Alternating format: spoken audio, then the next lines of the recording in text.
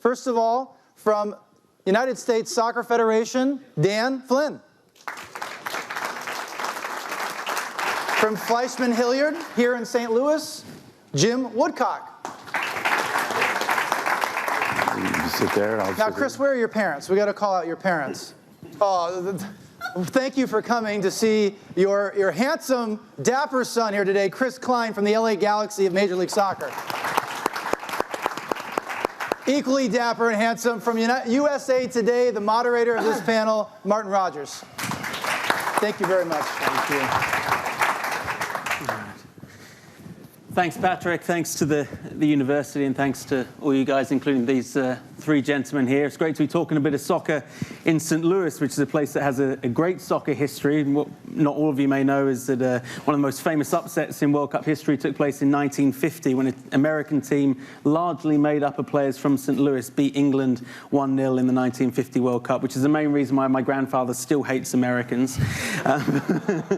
But these three gentlemen on my left have been involved in US soccer at a time of unprecedented growth and change over the last 20 years. Soccer in this country clearly vastly different now, and at a time when it's continuing to grow and grow. We'll start off with Dan Flynn, CEO and Secretary General of US Soccer.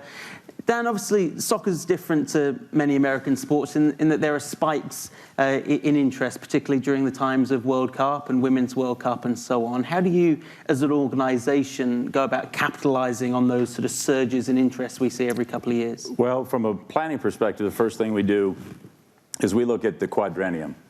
So people often think of the World Cup that are new to the sport as just the World Cup itself, but there's a journey along the way on the men's side, as well as on the women's side. And so we start the men's journey, quite frankly, in November of this year.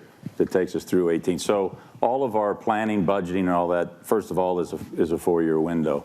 And compared to years ago, the men's cup was the only spike, essentially. Now that's followed with, and we experienced it this year, a great Women's World Cup and a great result as well. So it is more about planning than it is anything. It's more demanding of the coaches to lay out their plans and working with guys like Chris in the league, and each of the, obviously that's where most of the assets come from, if you will, from our league. So it's probably more a planning mechanism and then educating sponsors about it as well. So, and bringing in people like Jim, quite frankly, Fleishman Hillard, that actually help us manage the message, if you will, and build the brand. Patrick and the university done a great job getting this panel together. Chris, not just dapper and handsome, but also a former MLS All-Star and now moved over to the boardroom side as the president of the LA Galaxy. Chris, from an MLS perspective, do you see a knock-on effect from these major tournaments and major events? And if so, how long does that sort of spike last? We had a lot of people ask us after the last World Cup the effect that the World Cup had on our league and could we sustain it. It didn't surprise our league, the success that the Men's World Cup and also that the Women's World Cup had on our game in this country. But this has been a journey since the 1994 World Cup. And we've seen it grow, and we've seen a soccer culture that's now exists in our country that is not going away. So it surprises the general public when you get a lot of interest and when it's on TV 24 hours a day. But when you're involved and invested in the league, you see it all the time. When our league first started, we thought we had to be an American sport and cater to the American public and try to get American football fans to watch our sport. Now we understand that there are tens of millions of soccer fans in this country, and if we can get them to watch Major League Soccer, we will have a wildly successful league. So although the World Cup was a huge success, and we know that we're going to get that every 4 years, the journey and how we partner with U.S. Soccer and how we go about this is much more important than how we grow our league. How did the league try to be overly American in a way that it perhaps isn't now? Our league started in 1996. We did everything from and Dan was part of these discussions and think, do we make the goals bigger? If the games would end in a tie. I did not support that. Yeah, that's right. Full disclosure. If games would end in a tie, we'd have cheerleaders that would run a big scoreboard out on the field, and we'd do dribbling shootouts. And That lasted for a little bit and it went back and forth, and we said, no, we have to be the world sport, and we have to engage in that, and we have to compete with the Premier League eventually, or Serie A or La Liga in Spain. And now that we're there, now we can continue to build on what we have and what we've built. I mean, we're still a young league. We're 20 years old. And to be a league that's only 20 and to average almost 20,000 fans a game and have sponsors and have soccer-specific stadiums that are going up all over the country, we're doing something right. We just need to continue to build on it. Got Jim Woodcock here from Fleishman, Hillard, one of the global leaders in sports communications. Jim, I imagine now, when you're dealing with people in the business sector and so on, soccer must be a far easier sell than perhaps it was in the past. It's far easier, and I'm not sure it's even a sell anymore. I mean, we, when I returned to Fleishman Hillard, this is my second journey there, and I returned in 2005.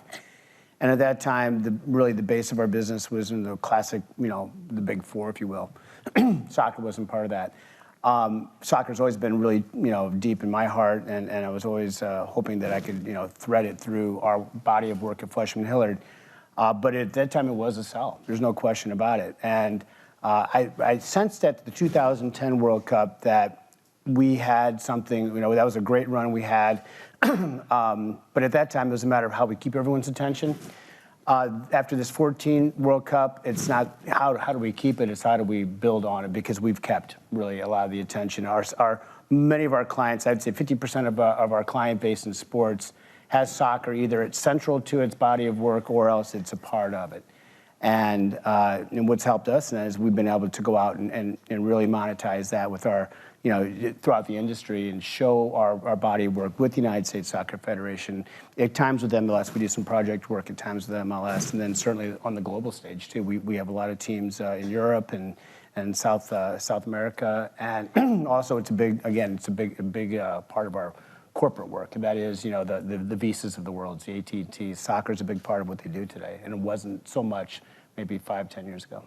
2015 was the summer of soccer in a couple of different ways. One that perhaps could have been predicted, with the US team being very successful at the World Cup and winning the tournament up in Vancouver, and also the corruption scandal that engulfed the world governing body FIFA, and with the involvement of an American organisation, the FBI and the Department of Justice. Dan, in your opinion, do you feel now that we're close or closer to a situation where global soccer is close to being cleaned up? Well,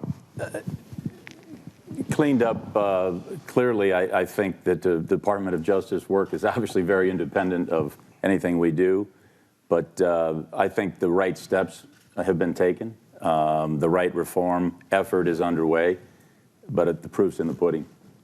And over the long haul, we're one of 208 nations that has a vote. So we do our best to build our relationships and pass on what we think are best practices to partners that we think are open-minded to that. But I don't think anybody that's in this business knows that or feels that it's going to be an easy transition process. So I think it's going to play out. We're optimistic that the reforms will hold. But clearly we go about our business in a way that the business should be done. And we're going to continue to build our property in the United States along with all the professional soccer, in particular Major League Soccer, doing it the right way. And Jim, looking at the FIFA situation from another angle, there's an old saying that all publicity is good publicity. Do you feel that the fact that That's soccer, not true. the fact that this summer soccer was on the front pages and the top of the news bulletins, albeit for reasons that may not have been altogether positive, is that actually in some ways beneficial to the game? People are talking about soccer. I think it is. I mean, and then obviously the United States was very central to with the U.S. Department of Justice being at the center of the investigation. I think that a lot of the world we're looking to the U.S. to sort of lead here, and it is. There's definitely some truth to what you said there, Martin. That is, no one likes scandal, and there's no upside to it whatsoever. But here in the U.S., it was interesting to us that our takeaway was, well, we care a lot about soccer today, because it was front page news, and we had writers from all over the world coming to us, wanting our opinion, and not Fleishman Hillards, but our clients, whether they be sponsors and/or the United States Soccer Federation. But by and large, it was the intention from the United States media. It was very, very significant. I don't know if that would have been the case in 2005. I certainly know it wouldn't have been the case in 1995. And I think certainly MLS's growth over this past 20 years has been a part of that, and also obviously the national teams play. So now we are in the FIFA discussion. We are in World Cup discussions because of the performance of the men's team, and certainly the leadership and the excellence of the women's team. We are in these discussions, and everyone sees the growth coast to coast at the corporate level, grassroots. So now, FIFA scandal, people care here in the United States. Talking publicity, Chris, you were in the locker room and on the field with David Beckham during the time of the Beckham experiment, if you like, with Major League Soccer. Looking back now at that whole period, do you feel it had the impact on MLS and soccer in this country that people hoped it would? Yeah, no question. I mean, David coming in 2007 changed our league forever. I think everyone that was involved in it then, we didn't really know what to expect. I actually came to the Galaxy the same week that David came, to much less fanfare, but still there nonetheless. Tom Cruise didn't turn up. Right. And it really became about him, and it became about David, and our league became about David, and it was all anyone wanted to talk about, which for a period of time was negative. But the impact, once he got there and once he played and once he was a member of Major League Soccer and a member of the Galaxy, has had a lasting impact on us. It's had an impact commercially that people now around the world, I mean, you can go to anywhere and you'll see a Galaxy jersey because of David. How we've changed is now when we bring a player in, Steven Gerrard signed for us, Giovanni Dos Santos, a big Mexican player, signed for us, and they're signing for our club. They're a member of our club, and we market that way. And we go out to the community and go out to sponsors, and we sell the Galaxy. We don't sell one player, and that's a change. But now you have players that are interested in the players that have come into our league just this summer. Frank Lampard, Pirlo from Italy, Kaká. I mean, you have some of the best players around the world that are now looking at Major League Soccer, and that trend started with David. The designated player started with David, and so the long-lasting positive effect of him is surely there. And now he's talking about owning a Major League Soccer franchise in Miami, which was part of his original deal when he came. So he still has pull, he still has impact, and he definitely affected our league in a positive way. We've had a lot of questions sent in from students and others, and I'll address this to all you guys, but a lot of the talk centered around what would it take for St. Louis to get a Major League Soccer team. There's obviously a lot of soccer interest in this region, but it's a difficult process, isn't it, Jim, getting an MLS team? The days of anyone putting up their hand and saying we want an MLS club are gone. There's a lot of competition. Well, there is, and we had a pretty decent run at it about 7 or 8 years ago, and the timing was wrong. At that time, Philadelphia was getting its act together, Portland was getting its act together, and those markets were really attractive to MLS, and they may have made the right decision at that time, but St. Louis, I think, remains a target for MLS, and what it's just sort of a fundamental answer to this, but what it requires is ownership and a stadium. On the stadium front, I'm part of an effort right now to develop the North Riverfront in St. Louis with a stadium that would be designed to keep the Rams here in St. Louis. And Major League Soccer, HOK is the architect, and it's being designed in a manner that it will be custom for soccer, whereas it's not going to be perhaps an NFL stadium where you're going to put a football or a soccer pitch into the middle of it. HOK is also designing the stadium in Atlanta where the Falcons and its new MLS team will be playing. And there are things you can do now architecturally and design-wise that can really work for soccer, whether it's international soccer, MLS soccer. Now, this is still a journey, too, to get the stadium funding complete and obviously get the votes at the NFL and all that. We got some work to do, but if it happens, and I think we've made great progress, MLS is going to be sitting there for someone, either here in St. Louis or elsewhere, to say, there's the stadium. And to answer the question that you may have, we've all had over the last 15, 20 years, the soccer-specific stadiums that are really important to the growth and the identity of Major League Soccer. This stadium, like the one in Atlanta, has some design elements that would sort of reduce, if you will, the environment for, make it like a 35,000 seat stadium for soccer. But I wonder too, if we build this stadium by 2020, 2019, whether that's not enough seats. I mean, I know that's ambitious, but like in Seattle. But I think, yeah, Chris, you would know that there's some stadiums right now in MLS that were perfect 10 years ago, and they'd like to have some more seats now. Yeah, I mean, you have San Jose who built theirs for 18,000. We have one of the largest at 27,000. And 2 years ago, we had conversations about reducing it to create demand at 18 to 20,000. Now we're at a perfect size, and we wouldn't want. I mean, we sold out 9 games in a row, and we think that will continue. And I don't think it's too ambitious to think in a couple years, 5 years, to have a stadium at 45, 50,000, 60,000 for MLS games would be a good size. Seattle, you mentioned Seattle. I'm partial towards more of a soccer-specific stadium in the environment that you can create, environments that you see in Europe, environments that you see in our country, but it definitely can work. Could Chris talk briefly? Your club is owned by AEG, the Anschutz Entertainment Group, and there was a time not so long ago where almost half the teams in the league were owned by sort of Mr. Anschutz and his partners. It's very different now. More than half. Yeah. 6 of 10. Yeah, it was. It was 6 of 10 at one point, and now we have 1.5. We own 50% of Houston, the Houston Dynamo, and I think what you started with is the environment that you see today. People are trying to get into the league. Minneapolis is into the league. Sacramento trying to get into the league. We saw the presentation earlier about Sacramento. You have Miami trying to get into the league, St. Louis trying to get into the league. And gone are the days when someone like Phil had to sustain us. That was an important time because the league could have shut down.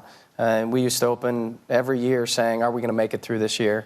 And the conversation is much, much different now. It's, we're talking more strategically about how can we grow and how can we in 10, 20 years compete with the Premier League. And so it's a very, very different environment, but one that was sustained by Phil and his investment. For people, I think the other difference, tweak is that it's not just an investor in a stadium, it's the right investor. Sure. Matching up in the market. Mm-hmm. And if you went 5 or 10 years, I'll say 10 years ago, you were pretty pleased that you had people willing to pay. Now it's actually more selective. The line's longer, sure, and they can be more selective about it, making sure it's, I think, even a better choice than what we had. Well, and the level of competition between those groups is very strong. There have been some quite high-profile investors who've effectively been turned down or haven't won the rights. For those not fully familiar with how US soccer works, it's an important differentiation to make in that US soccer and MLS are 2 different entities. You guys oversee the general good of the game in this country, and MLS is a professional league owned by investors. How do you sort of balance those interests? Because obviously it's in US soccer's interest to have a strong and vibrant league as well. However, the needs of the national team may sometimes conflict. Yeah, I think it's actually pretty simple in terms of the best thing that can happen to US soccer is that professional soccer thrives. So we have 3 basic divisions: youth, adult, and pro. And Chris and I were just talking about this briefly before this particular event here, but the adult and youth see the game through a certain set of lenses, but the real engine really for our growth on the commercial side, and which really will benefit the adult and the youth, is having pro soccer grow. So our interests really are very much aligned in many ways. They're not so aligned with loaning of the release of players, and some of the crowded calendar that comes with both of our jobs, if you will. But essentially, I think we're actually very aligned. We're not aligned on the commercial side. They're different properties. In that space, we might compete from time to time, but the reality is that's an educational process. What he offers in terms of 20 or 22 home dates, we offer something that's very different. We might only play 12 men's games in a year and 10 on the women's side. So it's a very different property. He's all male, we're male and female. We've got youth national teams that we can sell, if you will. So the property side, while we do compete a bit, is still, I think, distinct enough where it doesn't cause that many problems. But our alignment, I think, is actually squarely. In fact, myself and another gentleman are heading to New York Monday to meet with the commissioner and a couple of his folks to talk more about the planning, the alignment of our plans in terms of number of days of training and nutrition and a bunch of things that the league and US Soccer both have very much, I think we're very much aligned. Well, one thing we've seen a growth in the last few years is actually high-profile American players who've been plying their trade in Europe returning to play in Major League Soccer. That's something that the head coach perhaps has conflicting views on. But do you see that generally as a positive thing, the fact that these American players who've played in some of the highest leagues in the world now see MLS as a viable place to further their career? Well, you're right. The coach has an opinion on this, and he's entitled to his opinion. I'll tell you, I'll share with you exactly what I said to the coach. When I played, and I played way before Chris played, but to think that an American player can make $4, $5, $8 million a year, I think says volumes about our sport. And I think we should applaud that, embrace it, and be really proud of it. And if he has his difficulties with it, we all have to manage our challenges. That's an easy challenge. I think it's great for American players. I think it's a big, big statement for American players. I'm a parent, I have 3 daughters, so I'm not going to experience having a son. But if my son had a chance to do that, I think there's nothing but an upside there. There's clearly big money in Major League Soccer and American soccer in general. Now, several players in MLS, like you say, making well into 7 figures. Jim, just talk about financial strength in a different way. That there's been a real growth in the last decade or so, seeing American businessmen investing in foreign soccer. There's a number of English Premier League teams that have American owners and investors, and teams across Europe as well. What do you think has really sparked that? It's a great question. I have 2 clients, Americans who own teams in Europe. One is Shahid Khan, who owns Fulham, and one is Jim Pilata, who owns AS Roma. They were both really, they're born leaders. They are someone who likes competition at the very highest level. And they found both opportunities to be sort of good matches with their DNA, and also in Mr. Khan's instance, he's able to cross-promote in a sense because he also owns the Jacksonville Jaguars of the NFL, and the Jaguars have committed to playing a home game in Wembley Stadium every fall for the next 2 years. They've already played 2; they're going to play 2 more, and they like to extend it. But it's a financial challenge. I mean, I'm not sure it's the cash windfall that everyone might think. Operating a team in either in the Premier League, and in Fulham's case right now they're in the Championship, trying to get back to the Premier League. That's part of the risk, right? The England teams can get relegated. It is. I mean, when Mr. Khan bought Fulham, the 2 things, his base of business is really in the automotive original parts, and he felt at the time there's only 2 things that can go wrong. One, the automotive industry, fails, and or relegation. And we said, well, neither of those are going to happen, And it did. One of them did. So, but I guess in a sense, it's like Americans, I think by nature, are driven to be the best and want to be around the best. And as soccer's profile elevates here in the United States, I think you're going to find more American owners that are interested in and we see it in MLS too. I mean, it's and American owners or other, they're interested in MLS now because soccer's profile is so high. But there's certainly an intrigue, sort of a mystique, I think, of owning a team in Premier League or anywhere in Europe. And I think part of that was the allure for Mr. Khan and Jim Pilata. But I don't think it's going to end anytime soon. And teams are churning a little bit as well, partly because of the financial challenges to run a team, and it's expensive. So you're going to probably see some teams go on the market, and I think you'll see American owners interested. Chris, it's certainly no longer just the Galaxy that's sort of pushing the envelope in terms of bringing in, superstar players from overseas. Seattle have been doing it for a couple of years, and now New York City FC, a new club owned by Manchester City, the Premier League, have got 3 very highly priced, highly famed international stars. What do you guys look for when it comes to bringing in an iconic figure, if you like, from overseas that makes you feel they're going to justify the amount of money you spend on them?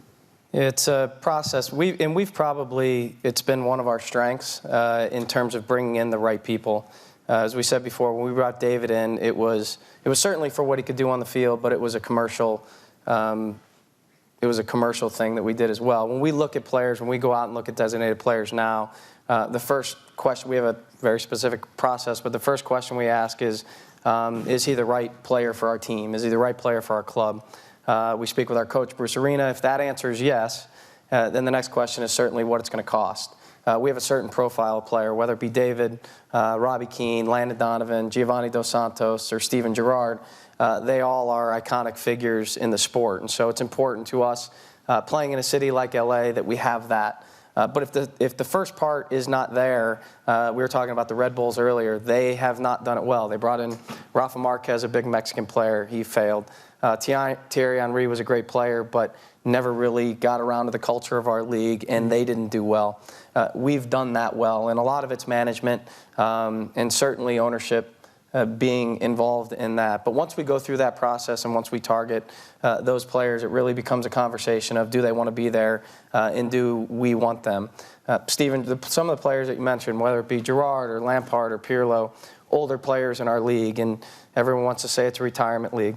We shouldn't apologize for having some of the world's biggest players play in our league at the end of their career, because with U.S. Soccer, we're also spending tens of millions of dollars on youth development and trying to develop our own players to bring up the other end of our roster. You have players like Michael Bradley and Josie Altidore and Clint Dempsey and Giovanni Dos Santos who are coming back to play in MLS at the prime of their careers. And what they're seeing is, Michael Bradley, whatever Jurgen says, Michael Bradley's still his best player, and he's always going to be in camp. He continues to get better.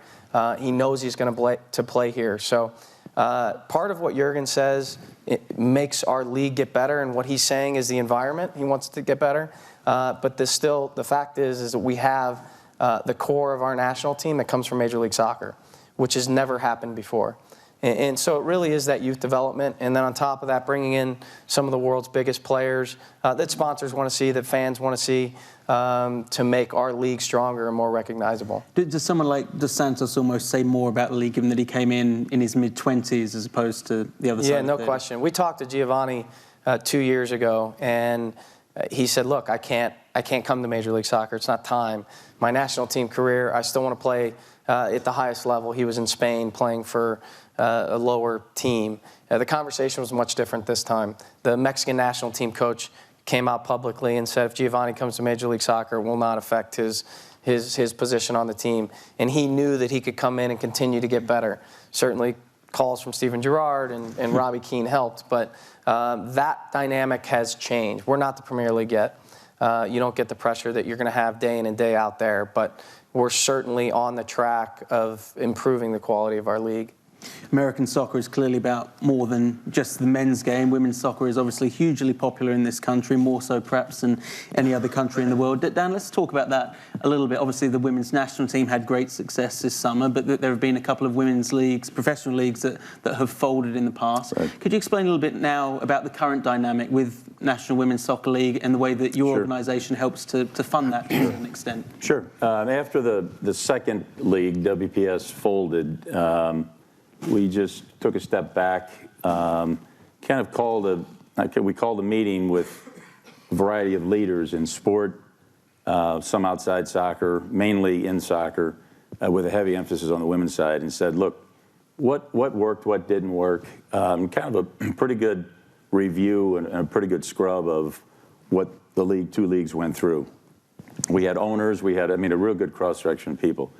And what we came away, I'd say 60 days later was, look, if we're going to do this, we probably need to target some things. One is we probably need to run the league.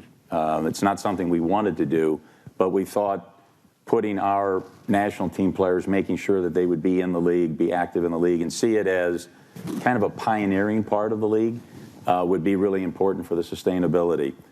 So that was step one. We went to the Players Association. They got it, they understood it, went to the individual players, a lot of individual meetings, they understood it. And then we just went out and we wanted to start with a footprint that was small. So sustainability and survivability were the two big words, if you will, and a model that could work, quite frankly. And so the goal is to so we're now in year 4.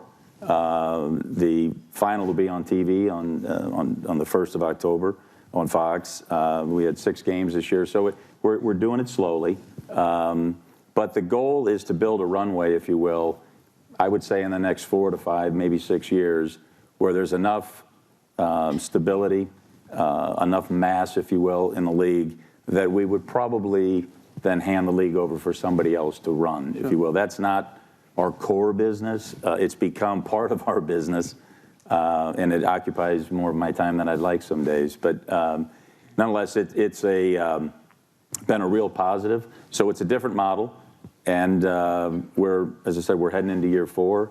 I think we'll have an announcement here in the next week or 2 to add maybe a 10th team for 16.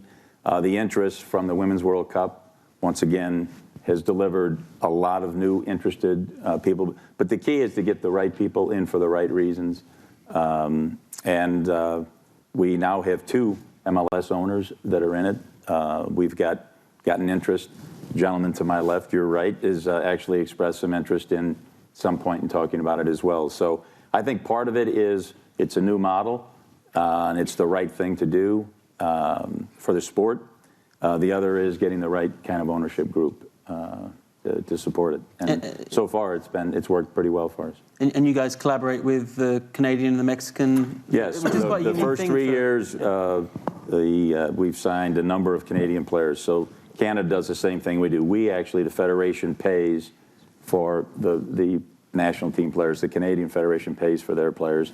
The Mexican Federation pays for their players into the league. So that's not counted against the salary cap. A little bit unique, but it's actually worked and worked well. In fact, we have a meeting on the 6th of October with the Canadian Federation and the Mexican Federation, actually on the 10th, to talk about their commitment moving forward as well. So it's been positive. Everyone loves watching the World Cup. A lot of people who watch soccer in this country, that's the time when they primarily tune in and have it as a focal point for them. Jim, you were involved in the bid to try to get the 2022 World Cup to the US, a bid that eventually went to Qatar amid, shall we say, controversial circumstances. How do you think the United States is positioned potentially to take another run at hosting a World Cup, and how much more successful could this one be even than the 1994 World Cup that was held here? Well, I think the United States is probably the best positioned country in the world because on a dime we can host. We have the infrastructure, we have the stadiums, we have the economy, we have a lot of things, and very many of those things were the same things we had in 2010 when the bid was voted on. And Dan here is probably, you should ask him a lot of this question because, not to turf it over to you, it's just we're extremely well prepared. I mean, or we're there, I think, at any time. It's just who we are as a nation. We did this with the Women's World Cup, right, in 2003, when the SARS epidemic in China, we were ready to go. Certainly, the men's tournament is at a different level, but we had, in my opinion, we had a flawless bid. We really did, and it was very disappointing, heartbreaking, frustrating, and all those things when it didn't happen for us. But I believe that the United States would be interested, in 2026, and hopefully they would be. I would be there to assist in any fashion. Already looking for business. It's just we were ready, and we had a really flawless bid, and it's a disappointment, but we've moved on. And I think one of the great things that's helped us move on, I think, is really just the success of the United States soccer national programs. In the meantime, it's been terrific, And we're like Dan mentioned here in St. Louis. We started the journey to Russia in 2018 with the first qualifier is here in St. Louis in November. So that's neat. Dan, last question before we take a couple from the audience, but does everything that's happened recently with FIFA mean you guys have to take a sort of wait-and-see approach in terms of bidding for a future World Cup, or does it make it more likely, perhaps, that the US will? Well, the vote was originally supposed to be in April, I believe, or June of 17, so that's all been changed, if you will. So our thought process is we want to be there in 26. It's not only going to be part of our thought process, we're going to be in the thick of it. Whatever that is, we're waiting for the details as to what the bids documents are going to be required, et cetera. We're hoping it's on commercial value and the other values that I think come with hosting here versus the political structure. And I'm going to leave it at, I'll say political and leave it there. But that essentially is really what it was, more of a political vote, I think, than it was a, what's in the best interest of the game. And it is what it is. It's played out. But we have to be part of that process, and we will be part of that process. Quick question from the audience for any of our guests. Right there. Great panel. I'd like to know, like, an update on how the U.S. development soccer program is going. And I know that in the last 5 or 10 years, new things have been put in place for that. And how you guys see, 10 years, could we have one of the top players in the world? Because, stars drive sports. So if you guys could end up having some really big stars in your league, it's just going to help everybody. I'm just wondering what that development process looks like. I assume you're referencing the Development Academy in particular. Yeah. Sure.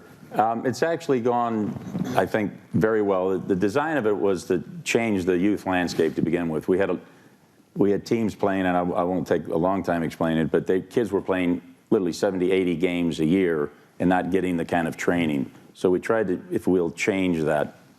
The second thing that we're in the process of trying to change is the pay to play. It's probably one of the biggest hurdles that our sport has in terms of it's a very grassroots sport, but it gets expensive. So this is where our great partner in Major League Soccer comes in, and through their development academies, they are part of that. I think all teams now in Major League Soccer, I think I've got that right, it's free to play in the development academy. We are up to about 42% of the total number. It's free to play on those academy teams. So those are two very, very big developments. In addition to that, we're getting better coaching, better infrastructure, better message about nutrition, training. And in particular, I mean, Chris could comment about what it is in terms of our under-17 program used to gather everybody in one location, and now the struggle and the challenge is he actually wants to keep them in LA to develop them under their environment because it's as good, if not better, than what our environment is in Bradenton. So I think all those are really positive steps about the Development Academy. 10 years from now, that you're right. We want to develop a world-class player defined by somebody playing in the Final Four of the Champions League. So there has to be a definition when you say, the great players of the world. You can say that, but if that great player isn't playing in the Champions League, he's most likely not one of the top players in the world. So that's our measurement and our metric. We haven't gotten there yet, but that's a goal. And to develop a player is really about a 10 to 12 year process if you talk to the real experts. So Chris, it might be worth you just mentioning from your perspective. This is, for us, this is bigger than the big players that we sign. We have our academy that we spend $5 to $6 million a year on our academy with no immediate return. I mean, we have a player, Giassi Zardes, with the national team, came through our academy. During the last transfer window, we got offers for $4 and $5 million to sell him, which we chose not to do. We've just started a school where our players are now with us. They come at 8 in the morning and they leave at 5 at night, all with the goal, as you said, of developing a world-class player, not one, but 2, 3, 4, 5 of them over the course of 5 to 10 years. This is not an immediate thing that we're going to see immediate results, but it's vital to our success. The U.S. will win a World Cup. We will develop world-class players. It's just what we do, and it's our culture.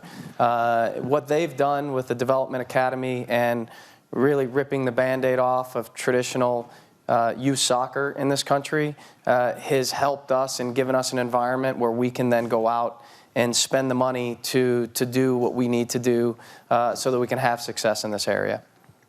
Just one more quick one for the panel. Yep. What do you think is the rough timeline for the MLS to start competing for some of these international premier players in the prime of their career, and is perceived quality of competition the biggest road to that? I think it's that and it's money. Is Cristiano Ronaldo or Messi going to come here when they're 26, 27? No, we can't afford it. Manchester United spent something like $300 million in the last transfer window. We are not there yet. We're moving there. Are we competing with teams in the Champions League? No. The next step for Major League Soccer, in my mind, is Mexico. We have to be the best league. We have to have the best teams. We have to have the best players in our region first. We'll get to the Premier League. We'll get to La Liga and some of the other leagues in Europe.